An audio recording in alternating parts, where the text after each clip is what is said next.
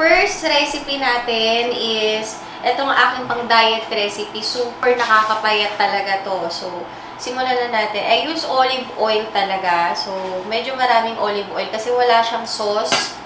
Talagang ang pinaka, ano lang niya is olive oil and garlic. So, ito yung garlic ko.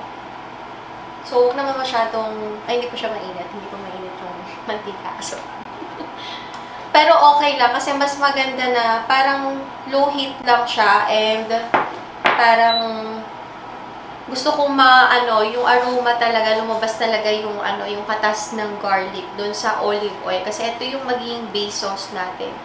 Yung olive oil with the garlic and chili flakes. So, pag medyo mainit-init na siya, lalagay na natin yung chili flakes. Actually, pwede natin lagay yung chili flakes. Yan. So, kung nagmamadali kayo, perfect na perfect to sa inyo, guys. Ayan lang, ganyan. And ang lakas makakain ito. It's perfect for dinner talaga. So, ready na yung pasta ko dito. So, konti lang naman. Usually, kung gusto nyo pang bata, you can put milk and cream. But, kung pang diet talaga, I suggest na talagang olive oil lang and bawang. And, syempre, hindi mawawala ang ating favorite ko to, Century Tuna. Okay, kahit anong tuna naman pwede. Kung nasa can o whatever kung anong trip nyo, pero ito talaga yung ginagamit ko kapag nagmamadali talaga ako. So, hindi ito nawawala sa pantry ko, ang ating tuna. So, marami namang magagandang tuna na in can, but prepared ko to. I prepared this one kasi I've been using this for a long time na. So, ayan, medyo kumukulo-kulo na yung